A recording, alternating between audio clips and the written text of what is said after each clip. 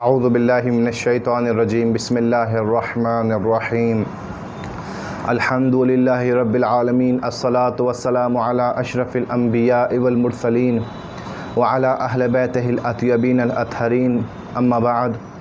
ناظرین اکرام، سلام علیکم ورحمۃ اللہ۔ السلام علیکہ یا صاحب العصر والزمان۔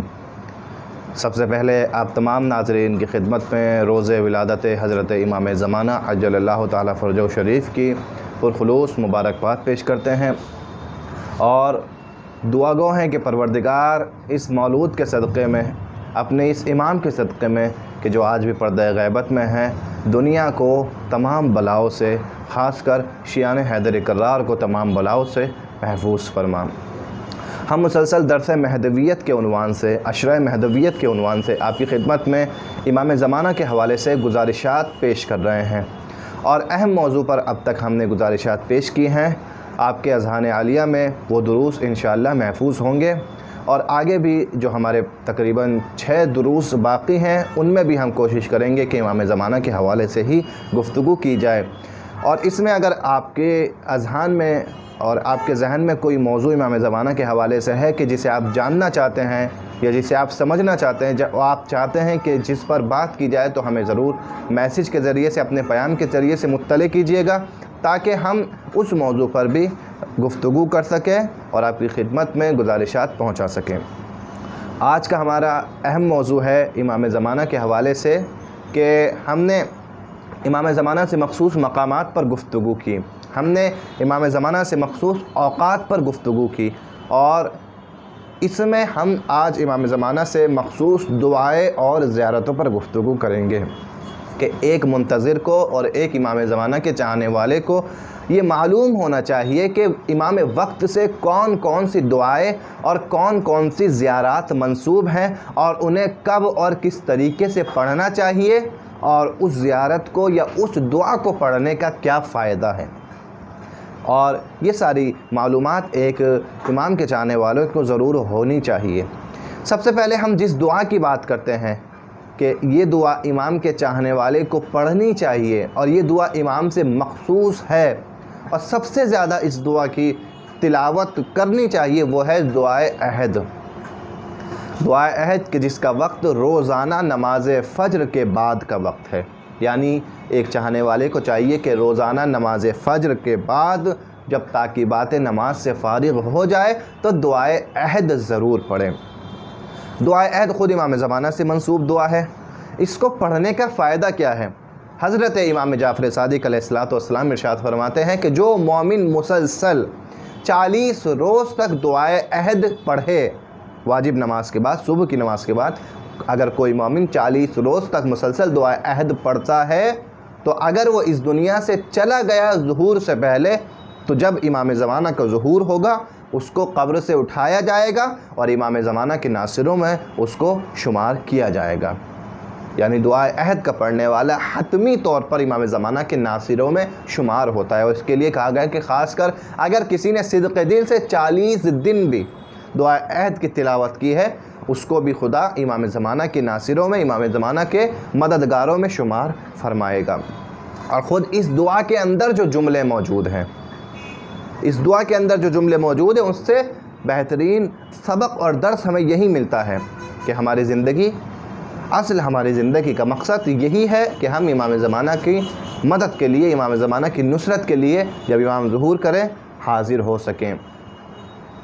اس میں ایک جملہ جو ہم پڑھتے ہیں، اللہم ان حال بینی و بینہ الموت، پروردگار اگر میرے اور میرے امام کے درمیان میں موت حائل ہو جائے، یعنی ظہور سے پہلے مجھے موت آ جائے، فاخرجنی قبری، تو جب امام ظہور کرے تو مجھے بھی قبر سے باہر نکالنا، معتذراً کفنی شاہراً سیفی، اس حالت میں کہ اپنا کفن بھی پہنے ہوئے ہوں اور میرے ہاتھ میں تلوار ہو اور امام وقت کی نصرت کے لیے آمادہ و تیار نظر آؤں۔ خود اس دعا میں امام زمانہ کی نصرت کے لیے سبق اور درس ہے کہ ہر چاہنے والے کو آمادہ اور تیار ہونا چاہیے اپنے وقت کے امام کی نصرت کے لیے۔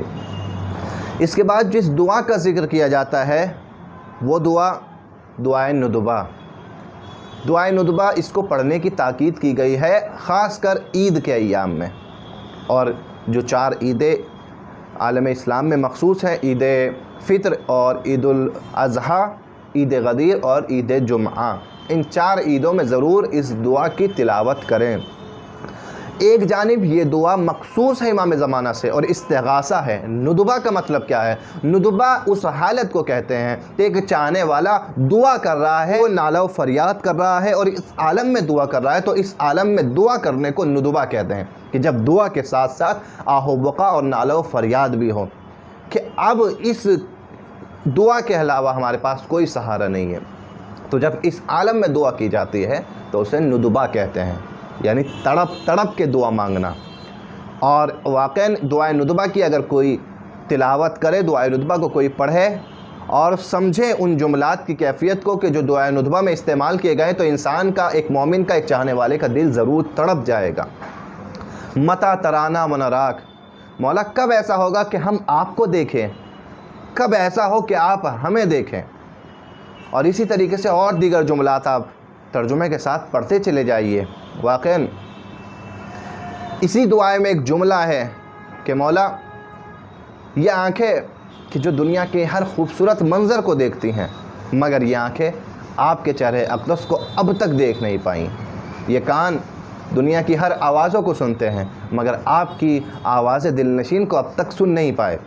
یہ دعائے ندبہ ہے کہ جو امام زمانہ سے راز و نیاز کرنا سکھا رہی ہے۔ اور اس کے علاوہ بھی دعائے ندبہ میں فضائل اہل بیت علیہم السلام بھی موجود ہیں۔ آپ ابتدا سے اس دعا کو پڑھیے تو فضائل اہل بیت بیان کیے گئے ہیں قرآن کی آیات کے ذریعے سے، کبھی آیہ تطہیر کے ذریعے سے، کبھی آیہ قربہ کے ذریعے سے، اور اس کے بعد فضائل اہل بیت بیان کیے گئے ہیں رسول خدا کی حدیثوں کے ذریعے سے۔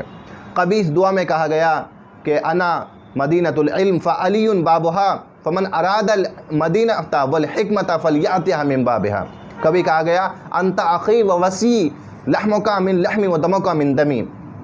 اور اسی طریقے سے دوسری حدیثوں کے ذریعے سے بھی مولا کائنات اور دیگر ائمہ کی فضیلتوں کی طرف اشارہ کیا گیا ہے۔ لہٰذا ایک بہترین دعا ہے، مجموعی طور پر ایک بہترین دعا ہے، اور خاص کر امام زمانہ سے راز و نیاز کرنے کے حوالے سے بھی یہ ایک بہترین دعا ہے۔ اس کے بعد جو اہم دعا ہے کہ جسے ہم تمام لوگوں کو پڑھنا چاہیے وہ ہے دعائے فرج۔ تیسری دعا دعائے فرج اور چوتھی دعا دعائے سلامتی ہے امام زمانہ۔ بعض لوگوں کو ان دونوں دعا میں کنفیوژن ہو جاتی ہے، ان کے نام میں جو ہے کنفیوژن ہو جاتی ہے، لہٰذا اس بات کو یاد رکھیں کہ جو دعا اللہم کل ولیک شروع ہوتی ہے، جس دعا کے ابتدا میں اللہم کل ولیک حجت ابن الحسن آتا ہے، یہ دعا سلامتی امام زمانہ کی دعا ہے۔ اور جو دعا الہی اعظم البلا سے شروع ہوتی ہے، یہ دعا دعائے فرج کہلاتی ہے۔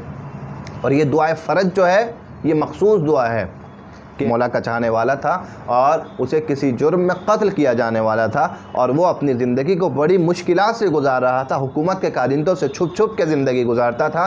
تو امام وقت خواب میں آتے ہیں اور کہتے ہیں کہ زیادہ سے زیادہ الہی اعظم البلا کی تلاوت کرو، دعائے الہی اعظم البلا زیادہ سے زیادہ پڑھو۔ وہ چاہنے والا الہی اعظم البلا کی تلاوت کرتا ہے اور کچھ ہی دن میں امام زمانہ کے توسل سے، امام زمانہ کے طفیل سے وہ رہا ہو جاتا ہے اور وہ موت سے بچ جاتا ہے۔ اور اسی طریقے سے خود دعائے جو ہم نے چوتھی دعا کا ذکر کیا اللہم کل ولیک کی دعا، یہ سلامتی امام زمانہ کے لیے مخصوص ہے۔ اسے تو ہر مومن کو دن میں کم سے کم 5 دفعہ ہر واجب نماز کے بعد پڑھنا چاہیے۔ اللہم کل ولیک الحجت ابن الحسن صلواتک علیہ وعلی آبائہ فی ہذہ الساعۃ وفی کل ساعہ۔ پروردگار امام زمانہ پر اپنی رحمتیں، اپنا درود بھیج اس گھڑی میں، فی ہذہ الساعہ اس لمحے میں، وفی کل ساعہ اور ہر لمحوں میں، تمام وقت۔ ولی و حافظہ امام زمانہ کا مددگار، امام زمانہ کی حفاظت کرنے والا بن جا۔ یہ دعا بھی امام زمانہ کے سلامتی کے لیے زیادہ سے زیادہ مومنین کو پڑھنی چاہیے۔ یہاں دعاؤں کی بات تھی تو ہم نے 4 دعاؤں کو آپ کی خدمت میں پیش کیا۔ زیارات کے حوالے سے ہم 3 زیارتیں آپ کی خدمت میں پیش کرتے ہیں، زیارت آل یاسین، زیارت ناحیہ اور زیارت مخصوص امام زمانہ۔ زیارت آل یاسین کہ جو ایک بہت ہی خوبصورت زیارت ہے، اور فقط زیارت نہیں ہے، درس عقائد زیارت آل یاسین میں موجود ہے۔ اگر کوئی روزانہ پابندی سے زیارت آل یاسین کی تلاوت کرے تو اس کے عقائد اعتقادات مضبوط ہو جائیں گے، اس کے اعتقاد مضبوط ہوں گے۔ والجنت والنار حق والوعد والوعید بہما حق والحساب حق والنشر حق، یہ سب چیزیں جو بتائی گئی ہیں کہ یہ بھی حق ہے وہ بھی حق ہے، یہ سب کیا ہیں؟ یہ اعتقاد ہیں کہ جو ایک شیعہ کا عقیدہ ہونا چاہیے وہ عقیدے اس میں بتائے گئے ہیں۔ اور اس میں آخر میں جو اشارہ کیا گیا ہے وہ یہ ہے کہ ہم وعدہ کرتے ہیں امام سے امام کی نصرت کرنے کا۔ لہٰذا زیارت اہل یاسین کی تلاوت ہر مومن کو روزانہ دن میں ایک مرتبہ ضرور کرنی چاہیے، زیارت اہل یاسین پڑھنی چاہیے۔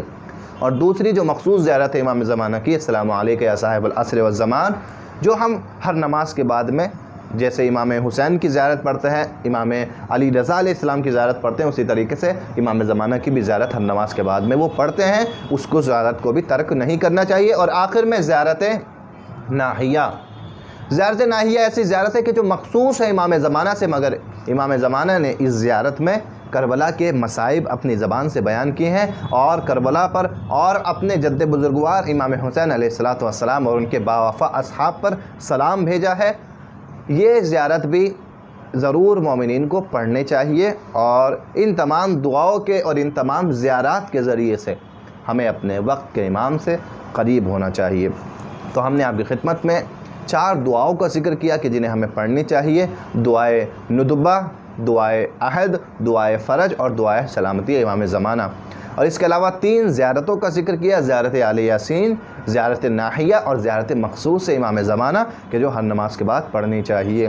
لہٰذا پروردگار سے دعا ہے کہ پروردگار ان تمام دعاؤں کی اور ان تمام زیارتوں کی ہمیں تلاوت کرنے کی توفیق عطا فرما، اور ان تمام دعاؤں کے ذریعے سے ہمیں امام وقت سے نزدیک تر فرما۔ والسلام علیکم ورحمۃ اللہ وبرکاتہ۔